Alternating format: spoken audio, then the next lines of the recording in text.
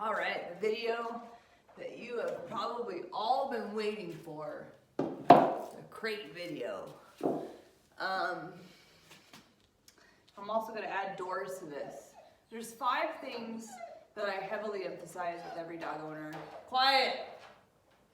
And that is crate, doors, place, recall, here, which here under my training means heeling nicely, loose leash.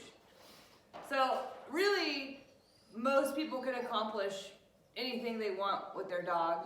You know, there are some exceptions to this, clearly, with those 5 things. Crate is a safe place when you're not around.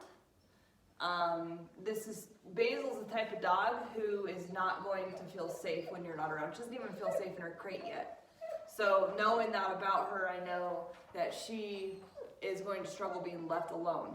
And so it's going to be extremely important that she learns how to be alone, and the crate's going to be the thing that teaches her to do that. So crate is a safe place when you're not home. Place is a safe place when you are home. There she will set up her bark collar. So crate is safe when you're home, not home. Place is a safe place when you are home, and heel is a safe place when you're out in the world. So it gives dogs safe places. It gives them boundaries. It gives them self-soothing places to where they can calm themselves down. It's like, hey, go to your place and calm down. Hey, go in your crate and calm down. Hey, come into heel and calm down. Recall is obvious. If I can call a dog off of anything, I can resolve most behavioral issues. So recall, coming when called is extremely important command. And then doors. Doors set the tone for everything. I've never met a dog who isn't batshit crazy over thresholds. And this can be front doors, sliding glass doors, back doors, side doors, garage doors, car doors, whatever it is, entry and exits create lots of excitement for dogs. And so if we don't set boundaries through thresholds, we're setting the tone in a way that we don't want.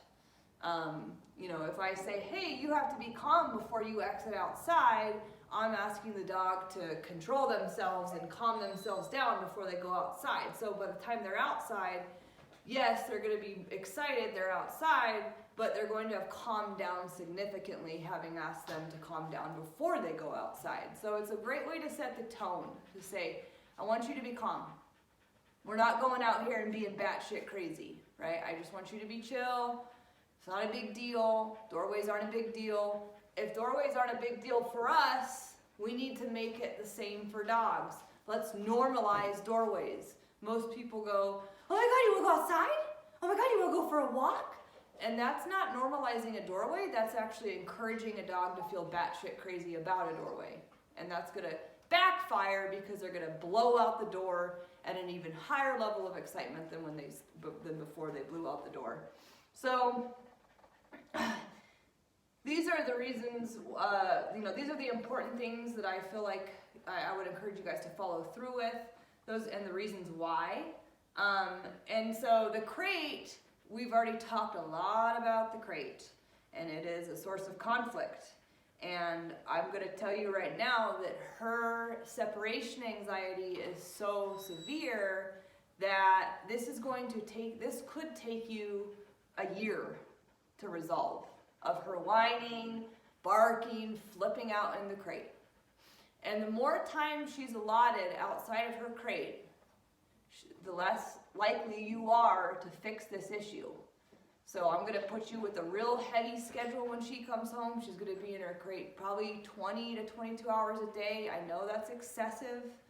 I just want you to know that that's not what I intend on having her do for the rest of her life. This is actually how we're going to get her to appreciate her crate. The more time they spend out of their crate, like for instance, if you decide, oh, she's doing really well on place, let's just keep her there instead of putting her back in her crate. She's been out, I've worked her for a half an hour, she's exhausted, let's just let her sleep on place. Then she will not like her crate because she is going to want the place board instead. She is obsessed with making sure her handler is around. She's so obsessed with making sure her handler is around, she won't even eat unless her handler is around. So, this is severe separation anxiety. It's so severe that her bark collar is at the highest setting. If it's at any setting lower, so the settings have 10 settings, and I go up one at a time until like the dog learns that they need to stop barking, right? So right now she's on a 10. When she was on the 9, she would bark, scream because it got her, that's outrageous. We try really hard not to make them scream when they bark. We try to get them to think about it. But if we get it to a number where it's not making her go, ah!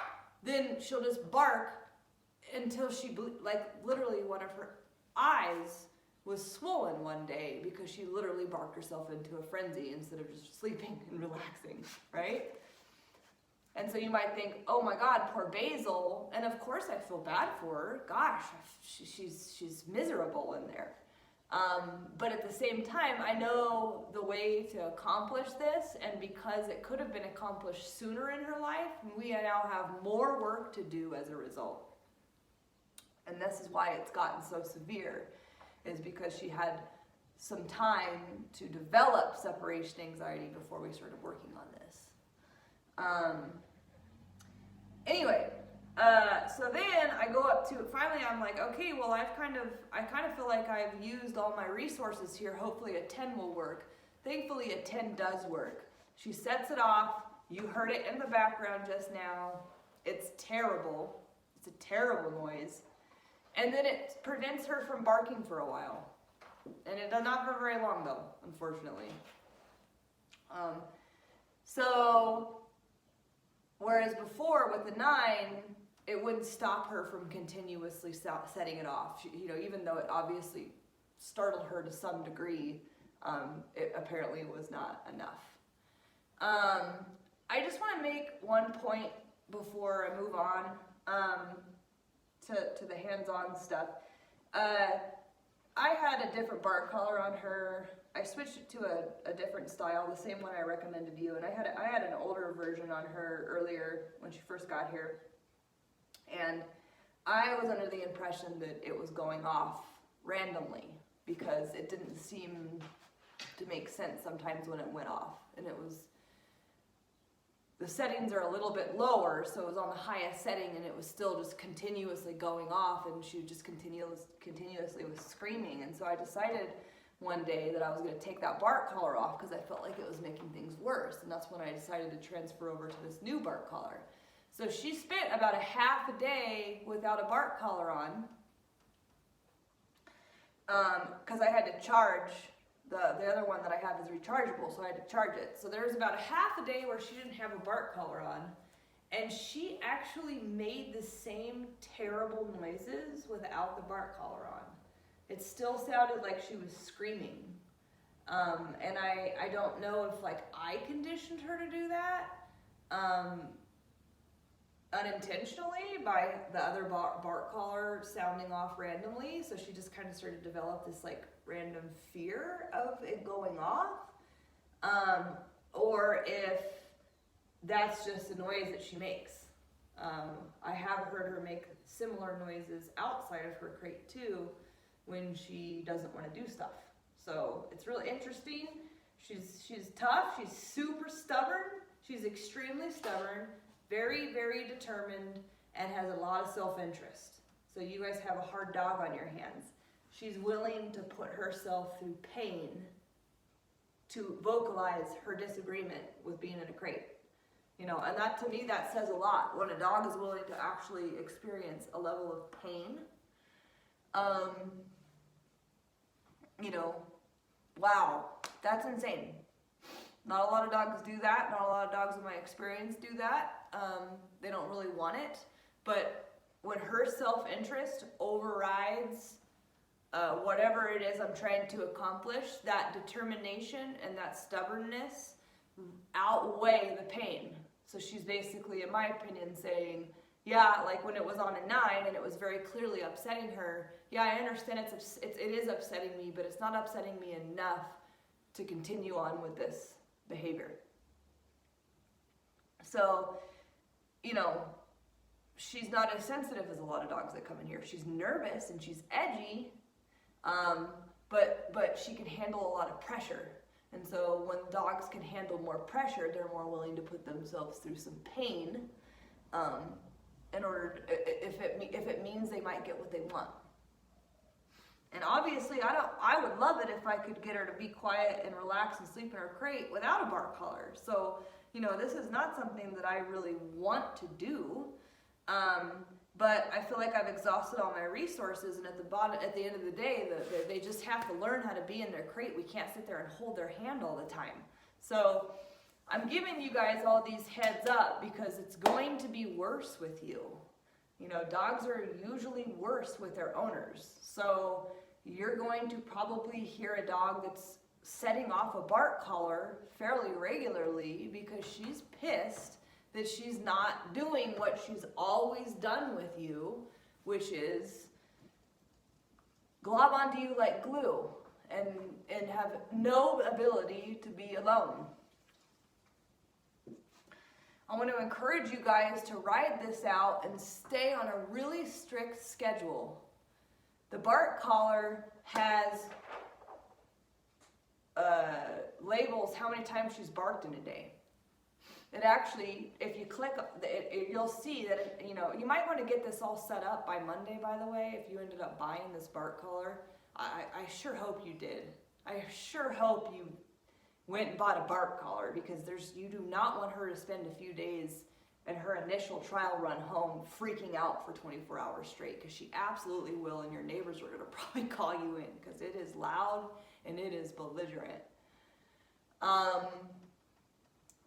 So get your e-collar set up now, get it all programmed and ready, and I just want to encourage you to continue to check the barks and see where she's at, because she is going to tell you when she's calmed down. I wouldn't put your own gauge to this. Yeah, she's been doing this for a couple months. I think she's good. The bark collar is going to tell you everything. If she's still barking and protesting being in the crate, then she needs to continue to be on a heavy crate schedule. I would say you go 2, 3, maybe even 4 weeks where she has not barked at all before I would even consider lightening her crate schedule. And this is super hard to hear. I understand. I don't want my dogs in a crate all the time either. But there's really not another way to get them to accept it. And because she's so vocal about her disagreement, we have to have that bark collar on to make sure she's controlled inside of that crate and really just learns to sleep and relax in it, That's the whole goal. And if she's not going to calm herself down, she's too determined and she's too stubborn. So she's not going to go, yeah, I'll come up with this on my own. No, she's going to keep doing it until she gets what she wants. So that bark collar is there to disagree with that level of determination and to say, no, that's not how you get out of your crate. So there's my spiel. Count the barks, as frequently as you can. Right now she's, like yesterday, before I turned it to a 10, she had barked 56 times in an hour, on the 9. The 9 lights her up too. It makes her yelp. So it was 56, boom, ah! Boom, ah! And she just kept doing it. It's like, holy shit, are you going to learn your lesson? No, apparently not. And this is what I mean by determined, with a lot of self-interest. She doesn't have any interest in being separated from her handler, so she's going to use that excessive energy that she has and that determination she has to disagree with it, and she'll do it until her eyes pop out of her head. So keep the bark collar on her, keep counting. It's rechargeable, so every couple weeks you're going to want to recharge it, and preferably when she's not in her crate so that you don't give her a window of opportunity to freak out. And as much as you can, follow the crate schedule. Don't worry about the dog. I am trying so hard to emphasize this so that you guys have the dog of your dreams. She is 7.5 months right now, and you are going to have a dog from hell if you do not establish this. Dobermans are a pain in the ass when they're unbalanced too, an absolute pain in the ass. And so you think about working really, really hard on this while she's still young and still a sponge ready for information, and you get her to that point where she loves her crate and it's her den and she's got her safe spot whenever you're not home, and she really understands how to be alone. Her anxiety will go down, her nervousness will go down, her calmness will go down, and you're going to have a dog where you're going to enjoy her in many places that you go, because she's not going to be afraid to be alone, she's not going to have separation anxiety, and she's not going to be such a determined vocal girl about everything either. So if you don't do this, it's going to backfire and you're going to struggle with her. Everything's connected. So if you don't actually accomplish this, you're going to struggle in all aspects of her life, not just the crate. There's my spiel on the crate. I'm going to lower this camera down so that it's on her level so that you can see her in her crate. I just want to warn you that it's pretty pathetic. And maybe I should show you a dog that's reasonable, because, it gives you a reference point for what dogs are capable of, because it's quite pathetic. So be prepared for that at home, because she's going to do the same thing at home, and just recognize that, yes, I understand that this is really hard for you. Yes, I understand that you're not necessarily super comfortable about this process, but if I do not accomplish this process, you will become a leech that develops tons of anxiety-ridden behavioral issues. So I've got to make sure that I bridge a level of comfort in the crate. All right. There's her crate. I do cover it.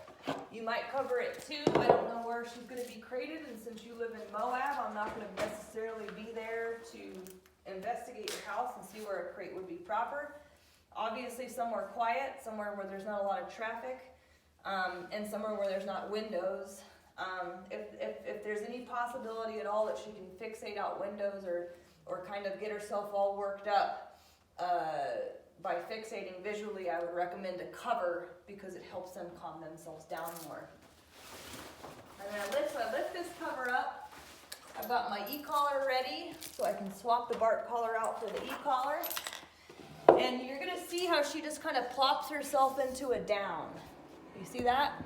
Oh, I got to turn my heater off.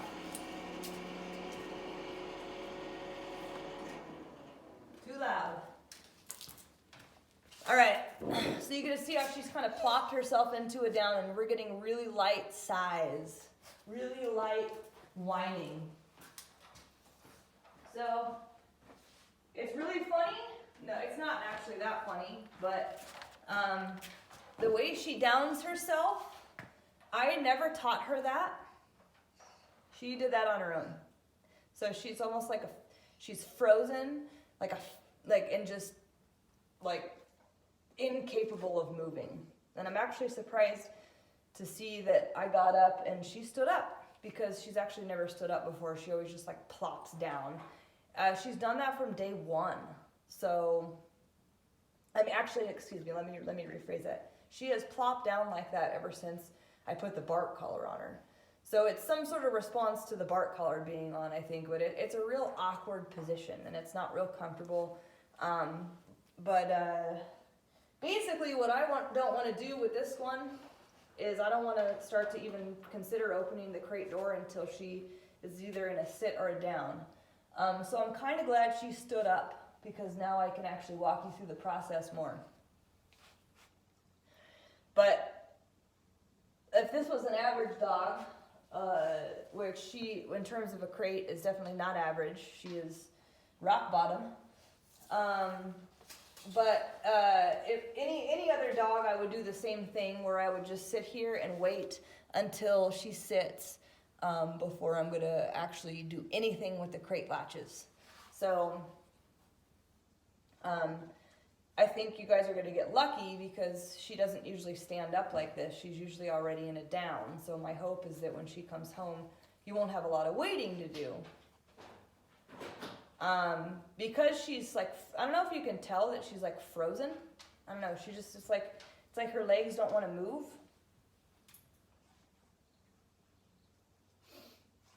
This could take a while for her to sit on her own. I don't have an e-collar on her, so she's got a bark collar on her, but she doesn't have the e-collar on her, so I don't have a tool right now that would actually help me get her into a sit if I asked it of her. And if I don't have a tool on a dog to follow through with my command, I'm not going to even bother asking the command, because I don't want to get myself into a situation where I don't have follow through. So don't say sit. If she has the e-collar on, you can tap her into a sit with the e-collar. But if you don't have an e-collar on, you cannot ask this of her. She needs to come up with it on her own. And I actually haven't experienced this very much, because like I said, she's always just puts herself into a down. So I don't know how long that might take if she decides to be a little more, upright at home. I would just encourage you that no matter how often or upright she is, that you wait her out until she does this, okay? So the first thing, back this up now, is she's got to be in a sit or a down before you go and start to open your crate latches. So one of the things that I don't want her to do is fixate visually on the crate latches. She was constantly trying to will me to open the crate door to get her out by staring at the crate door instead of looking at me. So if you go to reach for these crate latches, see how she kind of looks at them? She's looking at it right now. She's actually trying, it's a bossy thing. She's actually like, open it. Yeah, open it. Come on, open it for me. So I'll wait until she looks at me, and then I'll unlatch it. The other thing I wouldn't do, she's being super good right now. Sometimes when I go to the crate door to start this process, she whines at me a lot. And she has learned that she can whine ever so slightly and the bark collar won't go off. So it's kind of annoying. So I will not open any latches or doors if she's whining at me. I won't. I will not move forward with any dog, with any behavior at any time if I disagree with the behavior. Forward motion is a reward. So if I open latches and open doors and invite her out when she's standing up, excited and whining at me, then I am saying that's the state of mind I want you to be in. If I don't move forward and I don't open doors until I get what I want from the dog, they will learn that's how they move forward as their reward. So, that being said, she's not doing any whining, but if she is, don't open the latches until she stops. If she starts whining, because you open the latches, you need to close them again and say, that's not what we do. We're not whining here. So basically just don't move forward if she's whining or standing or fixating on the gate latches and telling you to open the crate door. Back this up even more, because I'm going to show you how I get her out of the crate. Yeah. So I didn't invite her. This is going to be a really, really long video. But I'm actually kind of excited that she's doing all this stuff because she's never really done it before. Kind of funny. It's like, do you know I'm talking to your mom and dad or something? But she stood up, and the reason why she stood up is because she was excited she was going to get invited out of the crate.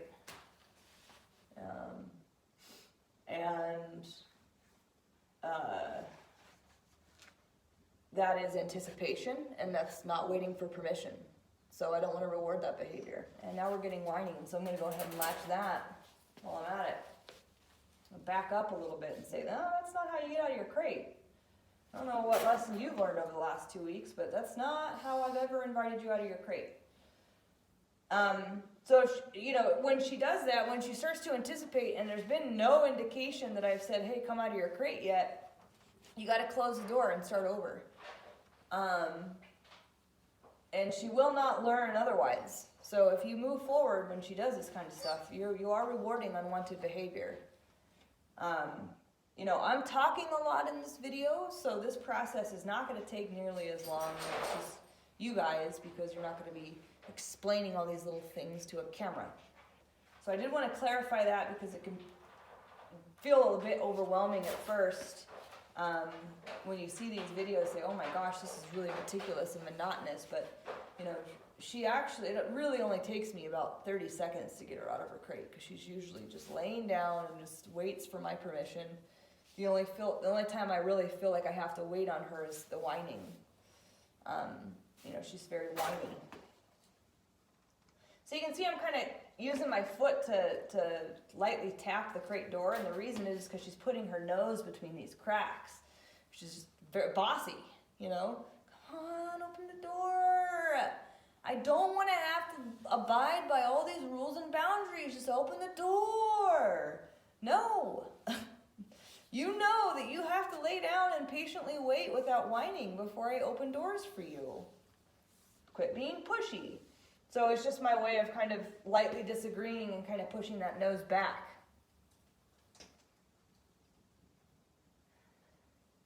Oh, Basil. I was kind of hoping this video was going to be short because you're doing so well, but annoying for the fact that the video is going to be a lot longer, but beneficial because now you guys have a video that references what to do when she doesn't do what she's supposed to before coming out of the crate. You win some, you lose some.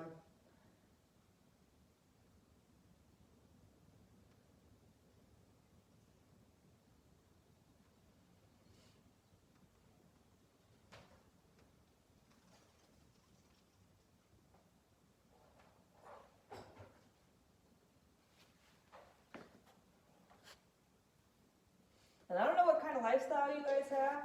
I know that you guys are adventurers.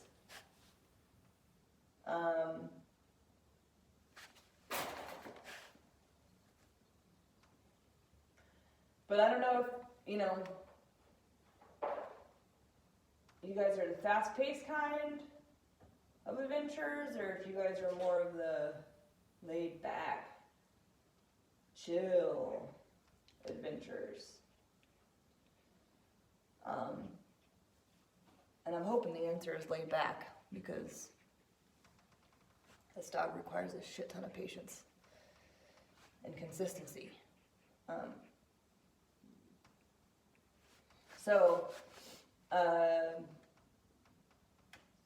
The reason why I asked that is because, if I got myself into a situation like this, where she was testing me and waiting this long, she knows the expectations, this is not like new to her.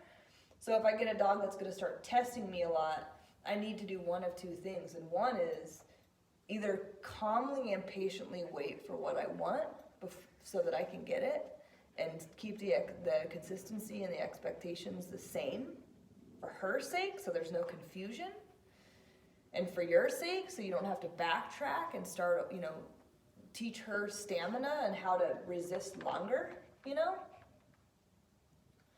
But if I'm in a hurry and I don't have time for this shit, then she doesn't get out of her crate, and I'll come back and get her out later. And that's really hard to hear, because I don't want the dogs in the crate all the time. But, I can't be inconsistent and create a pattern for her that sets her up for success, that's also clear and doesn't have any confusion, right? So I'm more inclined to walk away and come back later and see if she can get her shit together than I am to rush through it because I need to get it over with, So being consistent and providing clear rules and boundaries is much more important than rushing to get her out.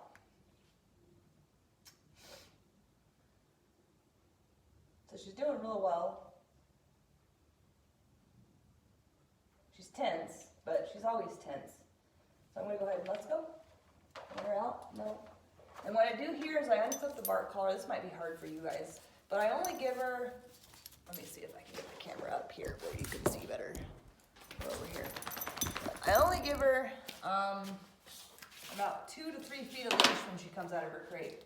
And yes, she has to be on a leash when she comes home. She's going to have to be on a leash when she comes out of her crate.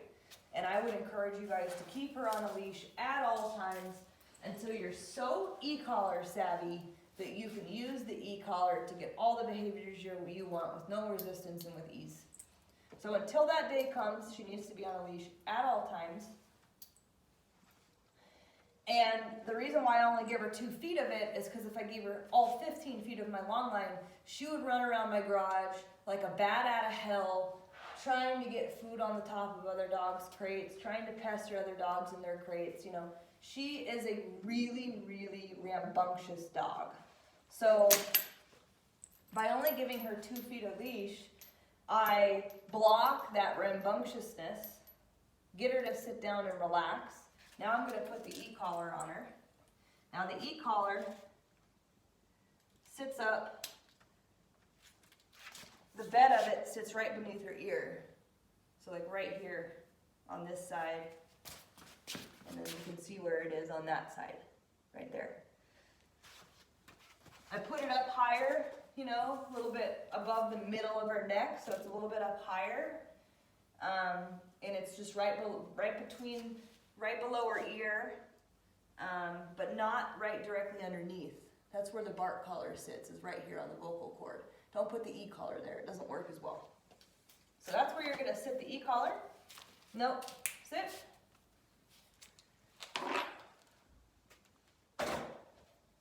Okay. And then we're gonna go do doors. Let's see if I can do this actually. I don't like to edit my videos because I don't have enough storage space on my camera. So I'm sorry for the terrible camera work, but I don't have another choice. There's the door. You see that door? Okay. So the rule is Basil has to walk to doors with you. When she first got here, if I were to give Basil an option, she would run to the door first and I would have to meet her at the door. We're no longer going to meet Basil at doors. She's going to walk to doors with us. Here. You see how loose my leash was too? So I didn't say, hey Basil, let's walk to doors together and restrain her. I said, hey Basil, let's walk to doors together, and my leash is going to be super duper loose because I want to see if you'll walk to the door with me. And she did. A little whiny. She's a bit whiny when she first comes out of her crate, and it can last sometimes up to 5 minutes. You know, and that tells me how bad the separation anxiety is. If she still has residual anxiety after I get her out of her crate. And then I usually don't hear her whine much again, but good job. Huh? Sit. Sit. Good. I'm on a 5 on the e-collar. Okay, I'm going to break the door process up into 5 steps. She's pretty much damn near perfect at doors. Here. This is going to look a lot better than it will when she gets home. Sit. Okay. Step 1, she's got to walk to the door with you. This is a lifetime. I would encourage this for a lifetime. This is a conversation. Open the door for me. Come on, I'm at the door first. Open the door for me. And then we open the door and they shoot out first. You know, they're bossing us. And they're being anxious. They're being antsy. And it's like, no, you need to respect the door, back up, wait for my permission, and you will get out that door, but it's not going to be because you're being pushy and bossy, right? So that's why I do it like this. I'm trying to prevent entitlement, right? And I'm trying to set the tone. So, step 1, walk to the door together. Step 2, sit, come over and twist the doorknob and test her out. So I twist and open the door, and then I pause and I go, what are you going to do with that information? At first, she broke sit and thought she was going out the door, right? If she does that at home, you're going to close the door. Let's go. Turn her and start over again. Sit.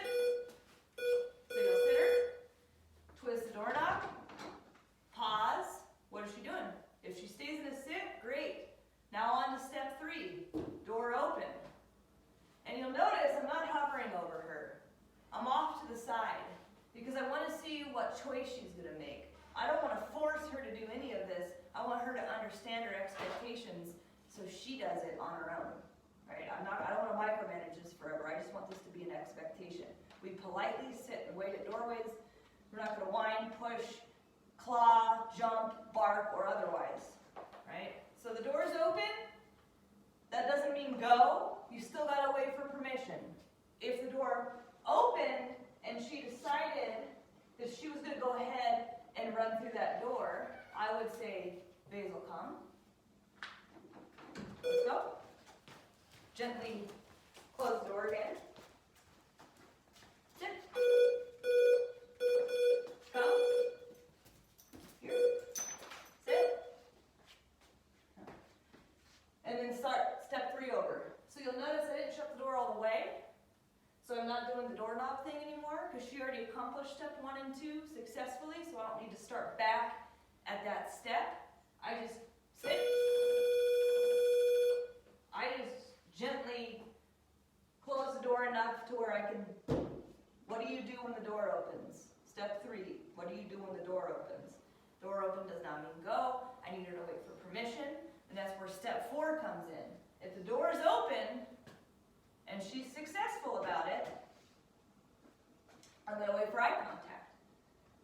And when I get that eye contact, I can go to step 5. If I can't get that eye contact, I'm either going to wait for it, not by asking, just by waiting, or sometimes they're so fixated on the outside world, I'll go, let's go. Don't poke me. Sit. And then wait again for eye contact. So you can, this moving away from the door and resetting the dog thing is super beneficial to establish what she needs to be doing in order to move forward. So with the crate, let's go. I'm going to put her on place for a second. She's just really whiny. Place.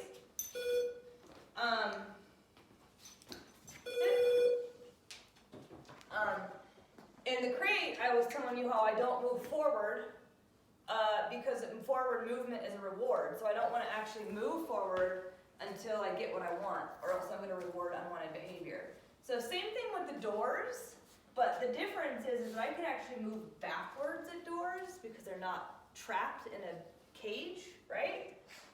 So I'm actually de-incentivizing unwanted behavior by turning her away from the door. They all want to move forward, all of them. So if I move backwards, I'm more likely to discourage behavior. And then by restarting it, I say, all right, that wasn't the choice I wanted you to make. Let's restart this and see if you can make the one that I'm looking for.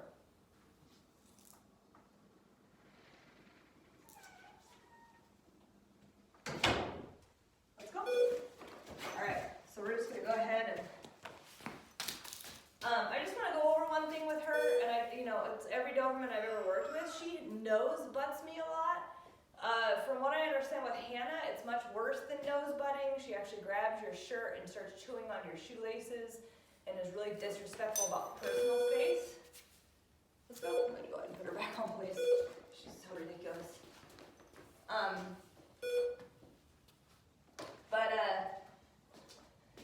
That is rude. The nose butting. She's being bossy. Come on, I just want to go outside. Why are you putting all these standards on me? She does it a lot too, like if I call her off of something that she's not interested in being called off of, she'll run back and actually jump in the air and nose butt me in the leg. And it's a disagreement, it's bossy, it's pushy, and it's every Doberman I've ever worked with. Place, they all do it. But breed related or not, I can discourage that type of behavior by disagreeing with it. So just a second ago you saw me flick my leg at her, and that's because she nose butted me, and I stop, enough, right? Gotta disagree with what I don't want. Whether that's by not moving forward or moving backwards or actually showing disagreement. Any behavior you don't want, there needs to be a redirection or a disagreement to get the behavior you do want. So I would encourage you to disagree with nose butting. And from what I understand with Hannah, you got to start saying leave it a lot when she starts chewing on your feet, shoes, shirt, whatever. It's extremely, extremely rude, and she has no respect for your personal space. So you can regain respect for your personal space by disagreeing with these things. All right, step 1, we're just going to go through the steps again. I haven't even gone through step 5 yet, but we're just going to go through the first 4 steps again as a refresher. First, she's going to walk to the door with you. Here. Then she's going to sit, and you're going to twist the doorknob and pause. What is she going to do? She did great. Door open, pause. Step 3, door open, pause. What is she going to do? Step 4, can she give you eye contact? When she gives you eye contact, you're going to be walking through this door together. So you're going to say here, here, and walk through that door together. Now the same with the first 4 steps. Sit. So if I say here and she bolts, and she does a lot still, I will stop, call her back, sit. Sit. Stop, call her back, sit her. Disagree with itching of the e-collar, sit. And then I will show her again what that's supposed to look like. She tries to itch her e-collar off a lot. I know I've already talked to you about this, but it's still a thing. So she probably could afford to be here for another week or 2 and to get some of this brattiness out, but it is what it is. Here.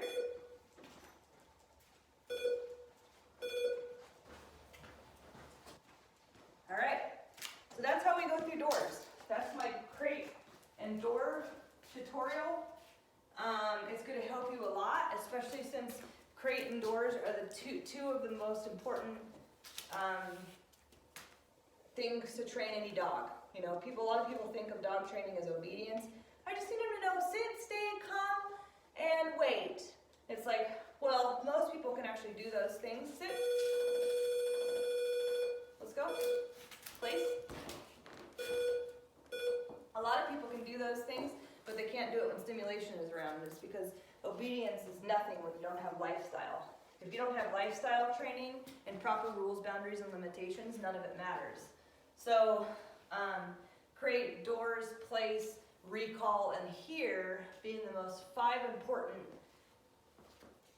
not only commands, but expectations and states of mind you need to implement in your dog.